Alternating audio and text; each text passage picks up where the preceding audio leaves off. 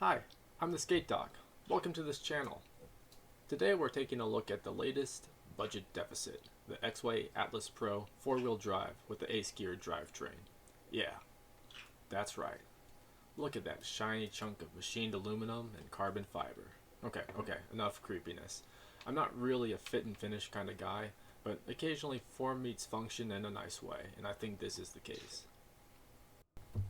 So this experience has been a long time in the making, as it's been about a 2-month back and forth with X-Way. Granted, it was my fault. I had some indecision, last minute impulsiveness, all mixed in together.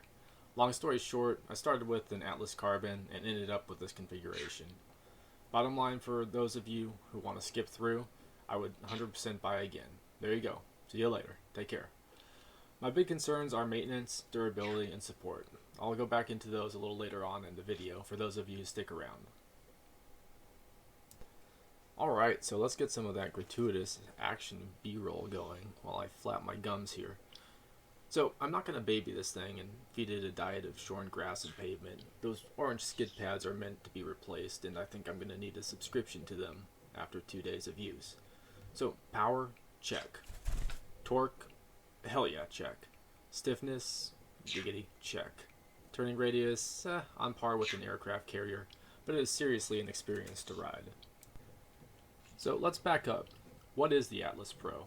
Who is this gangly ape on this board? Will this skateboard cure cancer?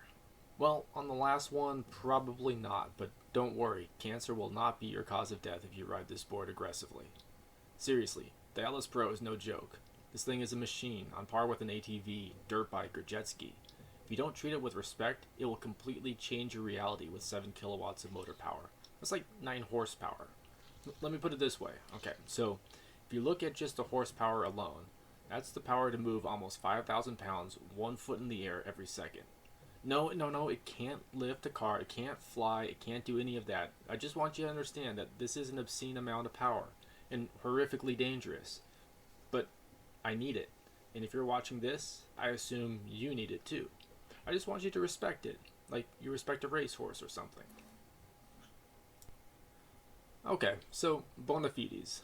Well, I started off on hub drives, graduated to direct drives, then started building boards with belt drives. I built a one-wheel knockoff and then saw this masterpiece, and here we are. I know my way around a VESC, I've turned Li-Poly packs into expensive fireworks, I know Hall effect wires from phase wires, and no, you cannot mix them up or else. This isn't a brag, it's just to let you know that I'm looking at this from a builder's perspective too. So, back to the board. On the inside, it has a 700 watt hour battery with a main bus voltage of 50.4. I think a nominal voltage of 44 or something like that. It's basically a 12S 14P configuration. All of these numbers, oh my goodness, what does it mean? Well, it is a higher voltage than other systems, like 36 volt, so it is more efficient in some regards. It also has a bit more of a punch than the lower voltage systems and can be a little gruntier with the torque. But it is capable of 7,000 watts of power output by the motors and has a 700 watt hour battery.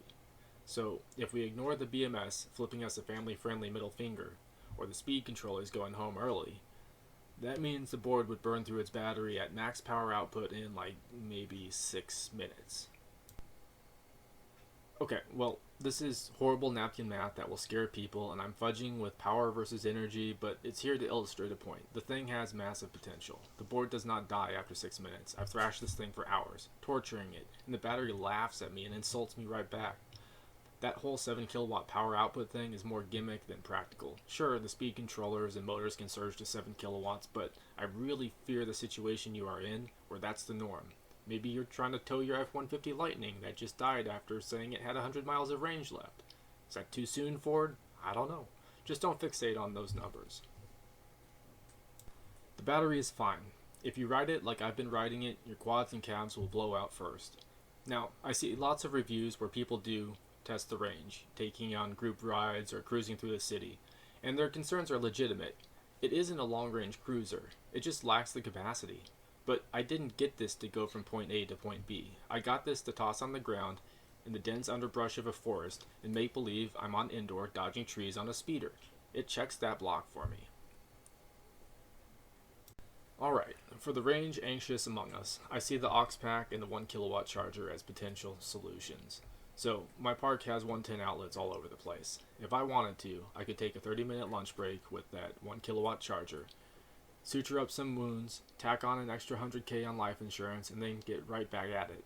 Of course, this doesn't work for many people. That's where the aux pack comes in. So, if you saw that beast of a power bank that straps to the board like a DIY or a Trampa, well, there's some interesting witchcraft going on with the board. I'll get into it later, but suffice it to say, theoretically, you can use the aux pack as a charger. I need to verify this, but I've got this working theory. I want to do a teardown in a future episode to verify common power buses, but it makes sense. The battery has a BMS, which manages the charging, and since it shares a common power bus, theoretically, you should be able to back charge from one of the batteries to the other. It's not necessarily a parallel configuration, but in some ways it can be visualized as one. So, potential use case, you're riding 10 miles out to the mountain with the aux pack, you drop the pack, go have fun, come back, plug the pack in, let it refill the internal battery, rinse and repeat. I haven't seen anyone do this, but I still think in theory it should work. But I will do some research and find out. And then there's another way that I think people can utilize this technology for good, obviously. But we'll get into that a little bit later. Okay, onto the gear drive itself. There is a certain feeling when you get a chunk of CNC machine metal and feel that heft and see the precision tolerances, that fit and finish. It's fantastic. That is the Ace gear drive. It reminds me of some alien technology from Half-Life, with the orange skid pads and massive rotating motors in the cage. I feel I need to ride this thing with a crowbar for full effect. Alright, the noise. I get it. Everyone on the forum freaks out about the noise of gear drives. Yeah, it's there. It's less annoying to me than belt drive. At low speeds, accelerating, the gear is basically the same annoyance as a belt drive. At full speed, it sounds less intrusive than the belt drive at the same speed. Like the noise it makes seems appropriate for the task of climbing a mountain. It's definitely louder than direct or hub. And I can't really compare the belt versus gear with the X-Way Trist setup regarding performance and torque, but I can definitely say I don't get belt slippage, and that's a huge positive. It does feel more instant than my belt drive home builds. There definitely is drag. You will not be skating this board home when it is dead. On about a 30-degree slope, it will keep me at under 10 to 15 miles an hour going down with drag alone. If you accelerate to 20 miles an hour, then let go of the controller, you will lose balance if you don't brace. That's the best way I can describe the drag. I'm spoiled with direct drives, so this brace when coasting thing is annoying, but it's as prevalent as my belt drive rigs. In a way though, this drag is nice as a solution to a problem, which is our next topic. The controller. Honestly, it is a disappointment. Like, Revel Kit has a bespoke controller with a lovely screen with multiple dedicated buttons. Trampa has the wand. Flipski has controllers that have enough features to fly an alien spacecraft. Meanwhile, we're left with a controller with a single button. I feel like Hector Salamanca from Breaking Bad ringing the bell in futility as I try to navigate through menus. 3 clicks. Great. Hit it 4 times. Now what do I do? Am I in reverse? Who knows? The OLED screen is nice. It does give some basic metrics, but it is tiny. The thumb wheel isn't my favorite. It does have a nice haptic click at the center point, but that's all I can say positive about it. The braking curve is frustrating, though this can be corrected in the app, so basically I'm complaining about being lazy. But as you need to brake going downhill, you don't get much braking until 30 to 50%. Then it kicks in. So that's where the drag mentioned above is useful. It acts like an interim brake as you keep rolling your thumb further and further and further back, waiting eons for the brakes to kick in. Alright, I think I've complained enough about that. Okay, now I feel I need to talk about the app. Coming from the world of VESC, it feels like a feature-poor version with a lot of polish. Compared to other production boards, it is very premium. But being a home gamer DIYer, it feels restrictive. For someone who's never had the pleasure of cursing at a VESC for not connecting, the app is amazing. For more experienced, it will work, but it doesn't give you that much to play with. What about the ride and handling? I've never ridden dual kingpin trucks before. I really like this execution of them. In the pump track bowl, I can really lean hard and make this thing corner like a smaller board.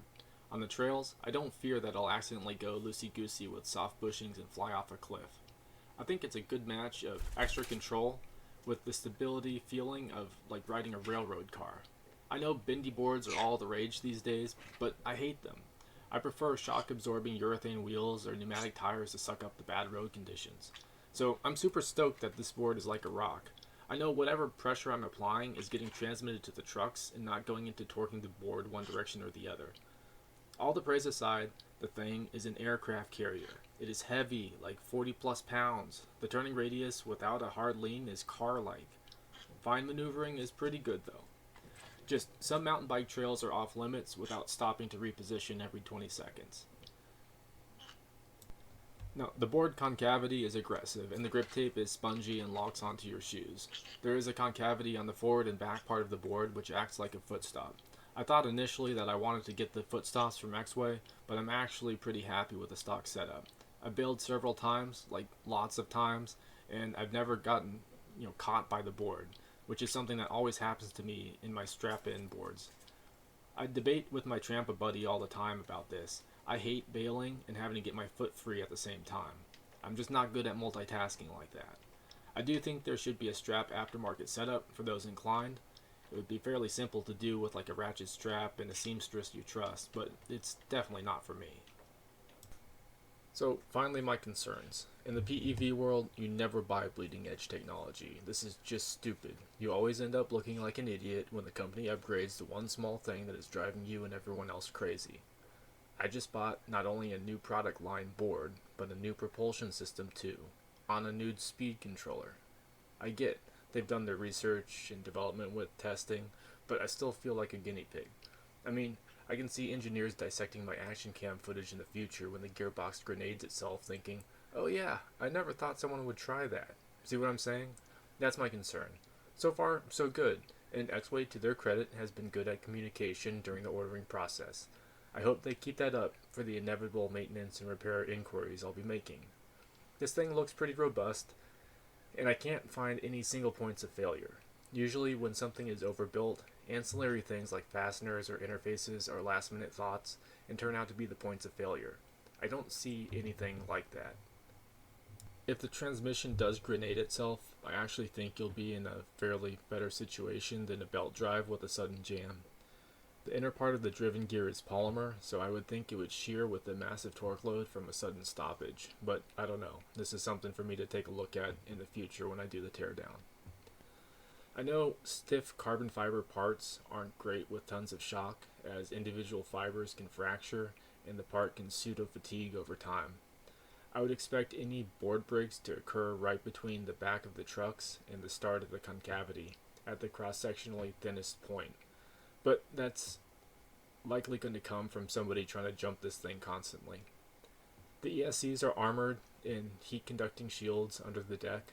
I wouldn't trust riding in the rain with them, as I don't know if there's a gasket seal or not, but the tolerances are definitely tight. Again, something for a future teardown.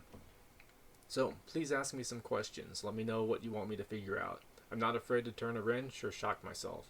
I don't want this to be a review where I read off the X-Way fact sheet and stick to the talking points. Give me something ugly to address. Okay, so enough bloviating. Do you want a turnkey solution to turning mountain trails into your own personal roller coaster? Then this is for you. You want to cruise all day through Barcelona and slip into a cafe for a hot espresso? Well, this is not for you. You're looking at an LS swap Jeep. This will never be a Prius, so don't expect it to be. Anyhow, thanks for sticking around, and I'll see you again soon. Safe riding.